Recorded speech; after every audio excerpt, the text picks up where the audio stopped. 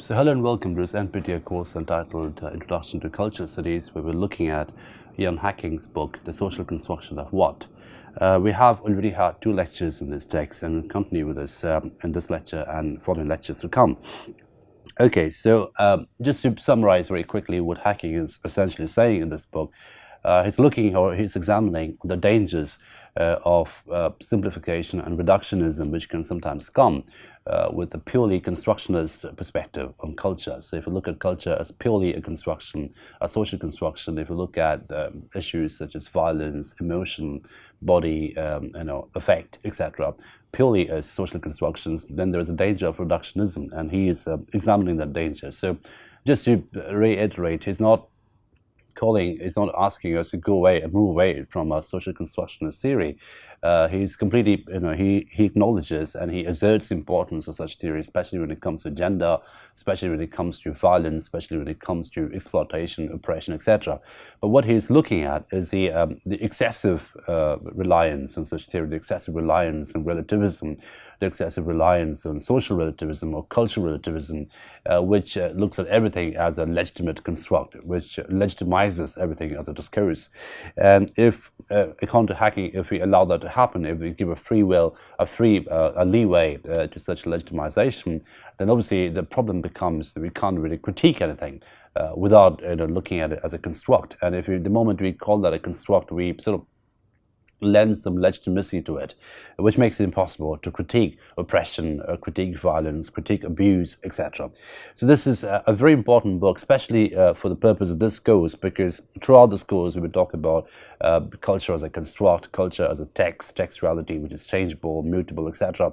But this particular book I've very deliberately chosen, as I mentioned already, as a warning against, as a sort of a guardedness, if you will, against an excessive textuality and excessive reliance on this constructionist theory, which then becomes quite simplistic and a very reductionist way of looking at culture, because then it does away with all the other complex nuances that inform cultural categories. So that's the long and short of this book. Okay.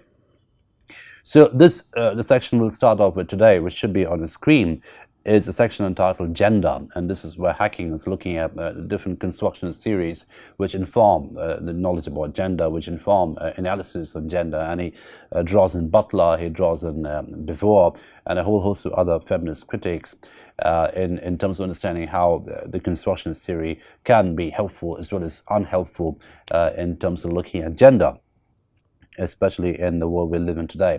Okay, so and then he goes on. He starts this particular section by asserting that undoubtedly the most influential social construction doctrines have had to do with gender. That was to be expected. The canonical text, similar to Beauvoir's The Second Sex, had as its most famous line, "One is not born, but rather becomes a woman." So we all know this really famous sort of seminal sentence in feminism that de Beauvoir says that one is not born, one becomes a woman, so it's a process of becoming. So obviously that particular statement, it become really a slogan for feminism in many respects. That becomes a very interesting corroboration of the social construction of womanhood, of femininity, etc. It also suggested to many readers that gender is constructed. Previous toilers in the women's movements knew the power relations needed reform, but many differences between the sexes had a feeling of inevitability about them. Then feminists mobilized the word gender. Let X equal to gender in 1 and 3 above. So he's calling back, he's alluding to the theory, he's alluding to the structure that he had used before, the structure that we discussed in the previous section. Feminists convinced us that 1, that gendered attributes and relations are highly contingent. They also urged that, secondly, 2, that they are terrible. And third, the woman in particular and human beings in general would be much better off if present gender attributes and relations were abolished or radically transformed. Very well, but this basic sequence is so simplistic. There are many differences of theory among feminists who use or allude to this idea of feminism. Okay, So this is the whole point in Hacking's argument, that he's saying this is simplistic, that this is a very reductionist way of looking at feminism. And if you just look at feminism as a construct, and then argue that this construct should be gender as a construct, and if you argue that this construct should be done away with, this construct is evil, it should be radically transformed, etc., it becomes a very linear, mathematical, simplistic argument, which does a disservice. There's very complex nuances and systems that inform the understanding on formations of gender, as studied by some of the leading feminists. Okay, so the word simplistic holds the key over here. That's one of the contentions of Hacking throughout this thesis. He keeps on saying that it's a very simplistic and reductionist way of looking at culture or cultural categories if purely using the constructionist model, if you're purely using the social constructionist model in terms of understanding these categories. So that makes it too simplistic in effect. Okay, and then he goes on to say there are many differences of theory among feminists who use or allude to the idea of construction. So again, this is one of the problems, one of the challenges of any ism, for the matter. The moment a movement becomes an ism, it becomes an umbrella term, it tends to become a grand narrative, it tends to become a dominant discourse within that narrative. And that dominant discourse sometimes effaces or does away with some of the other marginalized micro discourses that are equally important in alternative contexts. So Hacking over here is quite clearly saying that this idea of the social constructionist theory when it comes to gender, it doesn't have takers among all the feminists. I mean, there are certain feminists who oppose this, there are certain feminists who are suspicious of this theory as being effective. So there are many differences of theory among feminists who use or allude to the idea of construction. Okay. So one core idea of early gender theorists was that biological differences between the sexes do not determine gender. Gender attributes or gender relations. Before feminists began their work, this was far from obvious. Gender was, in the first analysis, thought of as an add-on to physiology, the contingent product of the social world. Gender in this conception is a constitutive social construction. Gender should be understood as a social category whose definition makes references to a broad network of social relations. It is not simply a matter of anatomical differences. So, obviously, Hacking over here is tracing the genealogy of feminism to a certain extent, the genealogy of gender studies to a certain extent, and he's examining how gender moves from a purely anatomical or biological category to a more discursive, a more contingent cultural category. Many constructionists' use of gender go beyond this add-on approach. Naomi Skiman inclines to functionalism about gender. That is, she thinks that the category of gender is in use among us to serve ends of which members of a social group may not be aware, ends which benefit some and only some members of the group. The task is to unmask these ends, to unmask the ideology. When Skiman says gender is socially constructed, she means in part that it motivates visions in which women are held to be essentially of the very nature subject to male domination. So, this is the next step that Hacking is examining, and he says quite clearly that many constructionist theorists that go beyond this add-on meaning of gender, the add-on meaning being that gender is a biological as well as an ideological phenomenon. And then he goes on to say there are certain feminists who push this to another extreme. Naomi Skiman being a good example of that, where she says Skiman looks at gender as a function. So she takes a very functionalist approach to gender, a very functionalist perspective on gender, in which she says quite clearly that gender is a function which is sort of designed to privilege certain sections of society and to marginalize certain other sections of society. And the whole point of doing gender studies is to unmask the constructed quality, to unmask the ideology of gender, the ideology informing gender. Okay, so this is Skiman's argument, but then Hacking would say that this is a problematic argument because it just relies almost entirely on a constructionist theory which does away with some of the other nuances, some of the lived realities of gender in our daily lives. So Skiman wants to reform the category of gender. Judith Butler is more rebellious. She insists that individuals become gendered by what they do. A favorite word is performance.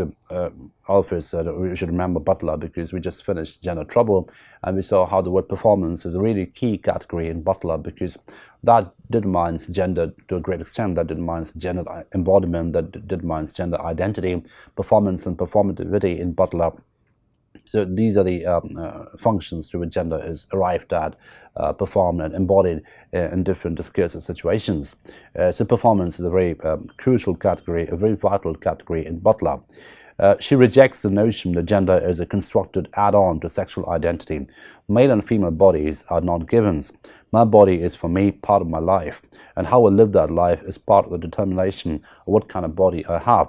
Perhaps this construct called sex is as culturally constructed as gender, with the consequence that the distinction between sex and gender turns out to be no distinction at all. So when you look at Butler, Butler basically looks at the impossibility of any pre-discursive gender category. So we saw when we read Butler that how Butler rejects any idea of meta-discursivity or pre-discursivity. So she looks at every moment as discursive. She says that, being born, the moment a child is being born or is born, the child is born into a discursive system, into a discursive economy, and the child partakes of the discursive economy, consumes the discursive economy, and then obviously negotiates and navigates with the discursive economy through a combination of conformity and deviance, conformity and subversion. Both go hand in hand. Sometimes one exceeds the other in terms of the navigation with the discursive economy. So that's Butler, and we have already studied that. Okay, but over here, what Hacking is saying is very interesting. Hacking says that Butler offers a more sophisticated and more complex analysis of gender than just a purely constructionist approach. So he says quite clearly the Butler appears to move away from a purely constructionist approach and take a more nuanced approach towards gender and gender performance and gender identity, and that's the reason why Hacking seems to laud Butler over some of the other feminists who take a purely constructionist view when it comes to looking at gender. We may here be reminded, but only for a moment, of Thomas Lacour's observations of how differently the sex organs have been represented in, among other things, Western medical texts of the past millennium. Butler is not discussing such systems of knowledge about the body. They have, of course, limited some possibilities for perception of self and influence possibilities for acting, living. But her concern goes far beyond Lacour's. The systems of knowledge that he presents all assume that sex is physiological or given prior to human thought. They differ about what is given. Butler questions how we get the idea of what is given. So this is, again, a very good summary of Butler, because the whole idea of gender trouble is to question the idea of the given, the constructed quality of the given, and how does the given come into being through various economic, political, religious, sexual, cultural practices. So that's how the given is created, and then it manages to become a given by effacing or concealing its constructed quality, and that's what Butler argues throughout Gender Trouble, as we have seen already. Okay, so older notions of gender do not help answer such questions. How then, she asks, does gender need to be reformulated to encompass the power relations that produce the effect of a prediscursive sex, and so conceal the very operation of discursive production? Thus she wants at least to revise early feminist notions of gender, and as I read her, wants to mature away from talk of construction and proceed to a more complex analysis of that would perhaps shed the word construction altogether. So this is a very key section in this book, The Social Construction of What, where Hacking actually looks at Butler and asserts that he thinks that he reads Butler as someone who's trying to move away from a purely constructionist perspective on gender and offer a more complex analysis of gender that is more holistic, that is more nuanced, that is more incorporative, that's more inclusive in quality, and that takes on the lived reality, the daily discourses of life, and the experientiality of the human body, which is a corporeality, and not just looking at an entire phenomenon as a social construct. So Butler, according to Hacking is moving away from a purely constructionist theory and offering a more complex theory of gender formation and gender identity performance. And that's why Hacking seems to laud Butler or appreciate Butler, especially in the analysis of gender. Okay, so Butler cites as an ally an author whose work is revolutionary, Monique Wittig. Repudiates the feminist tradition and that affirms the power of being woman. The entire set of sexual and gender categories should be overthrown. According to Wittig, the lesbian is an agent of revolution because she lives out a refusal to be either man or woman. Schema, to use a ranking I shall elaborate later, is a reformist constructionist who wants to unmask some ideology. Butler's published work is what I call rebellious, while Wittig's is revolutionary. But do not imagine that all feminists are hospitable to social construction talk. I suggested that Butler distances herself from it, preferring concepts of greater precision and subtlety. Jeffrey Allen seems to have avoided it from the start. She thinks that too much of such talk gets caught up in banal and narcissistic postmodern fascinations with mere text.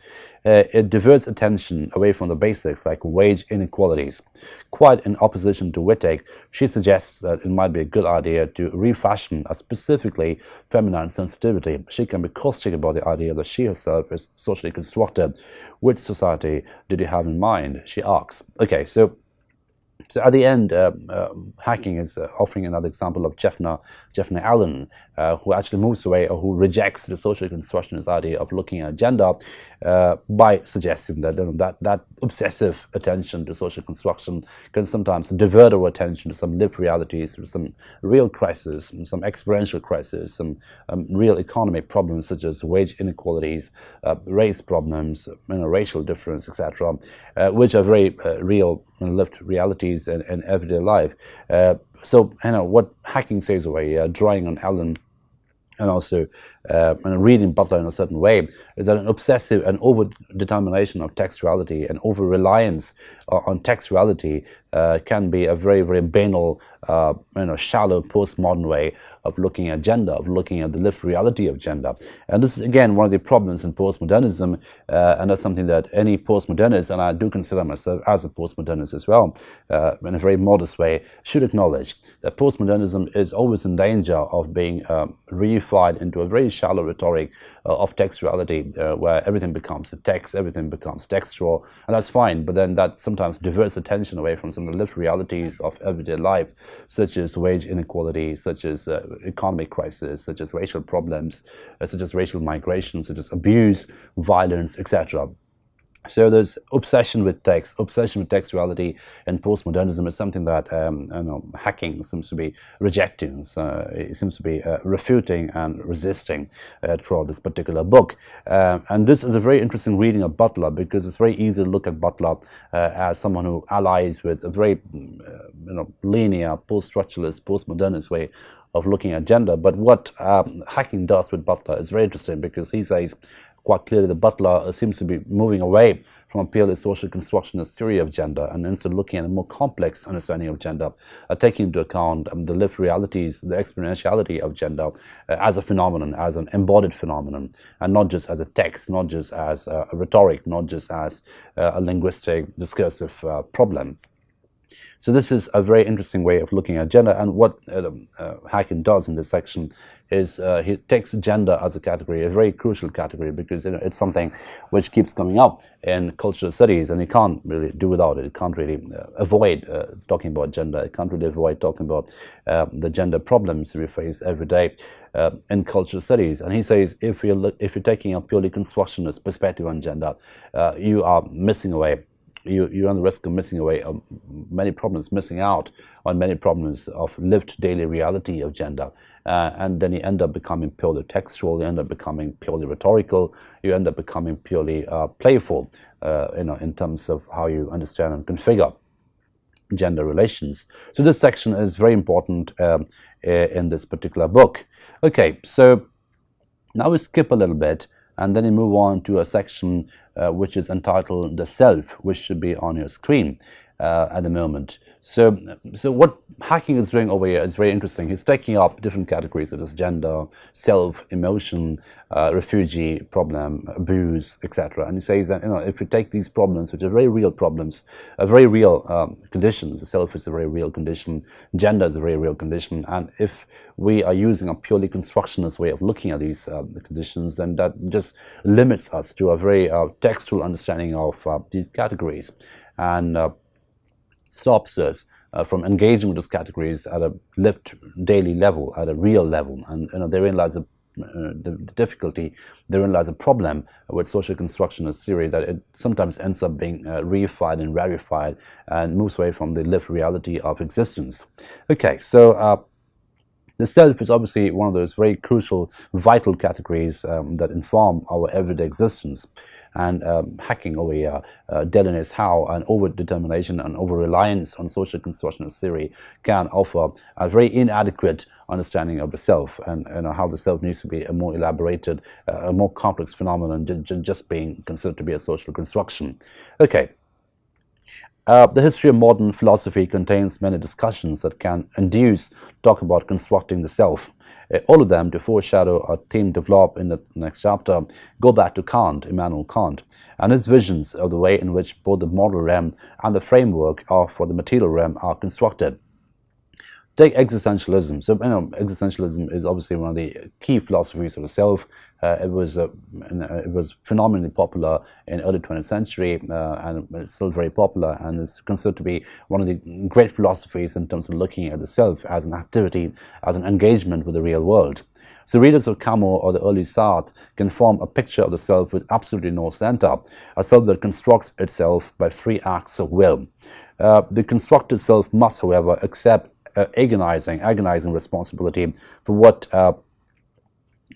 it achieves. So the constructed self must, however, accept agonizing responsibility for that which it has constructed. Later, Sartre, with greater awareness of Heidegger and Karl Jaspers, thought of the self as being constructed in a social matrix. So the word matrix comes up in this section, and hacking uses the word matrix in a very interesting way in order to situate that particular category against social construction. Okay, and we'll see how that works. And it's very sort of complex, at the same time quite interesting. This suggests a genuine distinction in which some constructions of the self are social and some are not. This may writes of a view in which he calls social existentialism, and in which he finds worth reviving, one which derives from Heidegger, Jaspers, and later Sartre, and which sees the self as a social construct, as a function of the interplay of history, social conditioning, and the chosen behavior of the individual person. This is a very view quoted earlier, expressed by the overworked director of the welfare agency, and I myself am, of course, a social construct. Each of us is. The point of saying social construct is to contrast it with individualist, and in the case of Camus and early Sartre, almost solipsistic construction of the self. Note that the quasi-solipsistic construction of the self is rather naturally called construction. We have the picture of a self step by step coalescing through a sequence of 3 acts, each of which must build on the self built up by preceding 3 acts. Conversely, the interplay of history, social conditioning, and the chosen behavior of the individual person can hardly be called construction at all, only a somewhat unreflective usage, the result of a rote and repetition of terms like social construct, would prompt one to call the resultant self a social construct, social product of society, yes, but construct. So this particular session is very interesting, because what hacking seems to be saying is he's making a difference between social product and social construct. And he's saying that everyone, every self, every act of self, every activity of self is a product of society, is a product of being in society. And it goes without saying that we all engage, we all navigate, we all negotiate with the social materials, with the social apparatus, whether it's discursive or economic or linguistic or whatever. And the self emerges as a product of engaging or negotiating with this apparatus. So, the social product is a more appropriate term rather than calling it a self as a social construct. Okay, so the construct is an inadequate, slightly erroneous way of describing the self, according to hacking over here. So product is a more important word. Product is a more holistic word than construct in hacking's analysis in this section. Some people find the social construction of the self repugnant for quite the opposite reason. Far from thinking of the self as beginning in a centralist, in a Sartrean vacuum, they identify the self with a religious, mystical, metaphysical, or transcendental vision of the soul. Selves have essences, and except in superficial and accidental ways, they are not constructs. Sartre, early and late, though it was simply a mistake, so here we have a profound philosophical disagreement masquerading under the label of construction pro and con. Okay, so the different ways of looking at social construction. So hacking away, say that even Sartre moves away from looking at self from a social construct, and then he looks at self as something more complex later on in life. So different ways you can disagree with the idea of the social construct itself. So you can talk of the self as a product of society. You can talk of the self with an essence, and that is not necessarily a construct. So there are two different ways you can disagree with a social constructionist theory when it comes to looking at the self.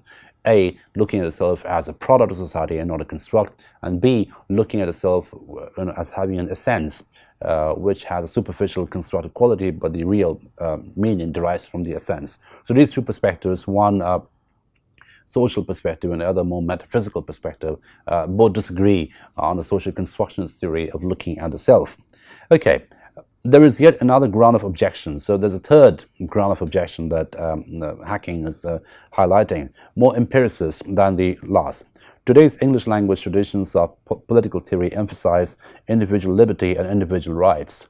Human beings are thought of as self-subsistent atoms who enter into relationships with other human beings. So this is something which may remind us of Lyotard's idea of nodal points. If you remember the postmodern condition, where Lyotard says that every person inhabits a nodal point in which he or she intersects or interacts with other nodal points, other human beings, other systems of thought, other systems of signification, etc. Right? So in that sense, every human being becomes a subsistent atom interacting with other self-subsistent atom in terms of nodal points, entering the relationships. And this quality of being self-subsistent is something which goes against entirely the idea of the social constructionist idea of the self. Okay. Human beings are thought of as self-subsistent atoms who enter into relationships with other human beings. Enlightenment philosophies or the social contract theories had such a background as we present a game theoretic approach to ethics. So again, he's drawing on game theory when it comes to ethics. Such pictures invite us to think of that first there are individual selves and then there are societies. That has been a fruitful model in terms of which to think about justice, duty, government, and law. People who subscribe to this vision or strategy find talk of social construction suspect. So again, there are three different disagreements that hacking is offering over here in terms of looking at the self as a purely social construct, right? So the first agreement is looking at the self as a product of society, as a product of interactions with society. The second disagreement comes from a more metaphysical understanding of the self, with self having an essence, etc. And the third, more empiricist rejection of the social constructionist theory of the self can come from the idea of the self as being a self-subsistent atom which interacts with other similar atoms in different kinds of interactional environments where social construction becomes secondary and interaction becomes more important.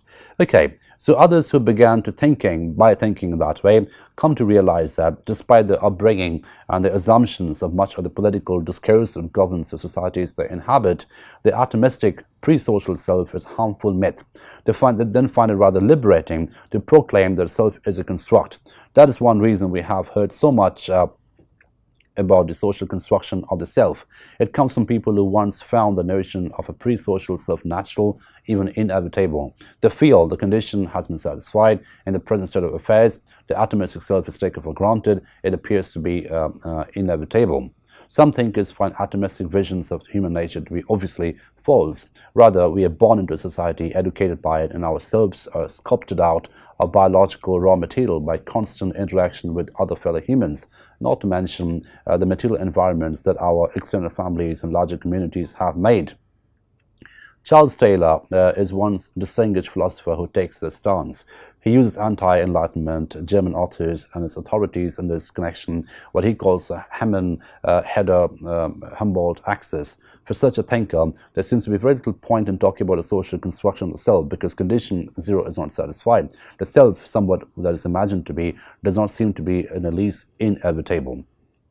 So, the different theories that hacking is offering in terms of refuting the purely social constructionist view of looking at a self, and he mentions Charles Taylor at the end, who looks at a very complex understanding of the self as being not inevitable. The self is constantly in interaction with other fellow human beings, other communities, etc.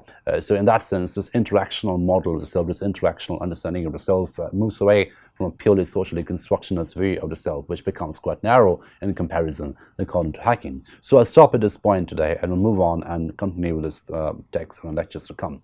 Thank you for your attention.